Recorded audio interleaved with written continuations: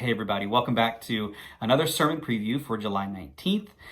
We started out in Philippians last week, Philippians chapter 1, with some really good stuff. And of course, that's only going to pick up here in chapter 2 as Paul transitions into probably what is my favorite chapter in all of Scripture, this reflection on who Jesus is. And it is so rich and so powerful, and every word just hits me like a ton of bricks because of the way that Paul describes Jesus. So read chapter 2, and I want you to pay particular attention to the first half, but really in particular to the words, to the descriptions of what it looks like to have the same attitude of Jesus. Because that's what Paul's getting at. He loves the Philippians. They clearly are weighing heavy on his mind in terms of his affection for them, of his desire to see them again, all that kind of stuff. We saw that in chapter 1. We're going to see it again this week in chapter 2. But he clearly has something to tell them about their attitudes, how they are not reflecting fully the attitude and the lifestyle of Jesus. And by lifestyle, I don't mean going out and doing this sin or not, that sort of thing. What I'm talking about lifestyle is that, do you have a changed heart because you belong to Christ?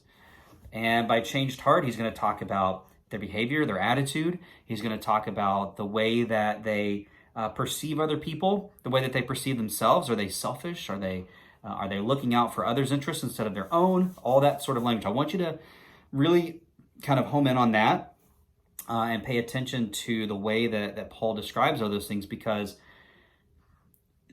again, it weighs heavy. It hits us hard.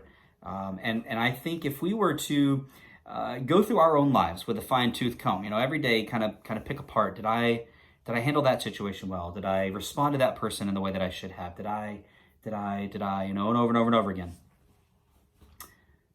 I think we would have some things to learn. I think we would realize rather quickly that we maybe don't do such a good job at really focusing on what Paul has to say here in Philippians 2. At least I find that for myself. I don't want to, assume anything of other people. Philippians chapter 2 teaches us a lot.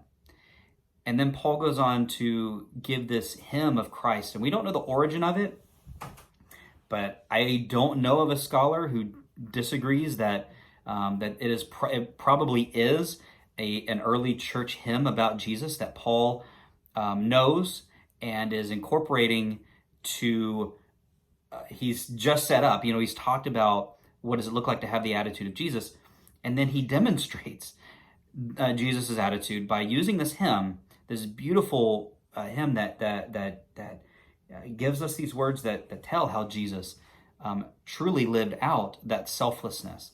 Of course, going to the cross and being obedient to God on the cross. Really powerful stuff, and ought to, I think, cause us to stop and to reflect on our own lives. I really love chapter 2, and I hope that as you read it this week, I hope that you already are getting something out of it, and I look forward to diving into it with you on Sunday. I say this every week, or not every week, but I've said it several times, that I'm not trying to do anything novel by talking about the Bible. I'm not looking to come up with new material every week. I'm not a comedian. I'm not that kind of person. I want to talk to you about how Scripture reflects, or how I reflect on it and how I think about it.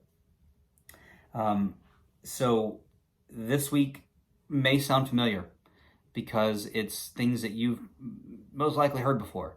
But we all need to be reminded of those things sometimes. And so I hope this week that as you read, and then as we get together on Sunday to talk about it, that you really open your hearts to listen to what God may be saying to you about your own life and reflecting on your own attitude and behavior as it reflects Jesus.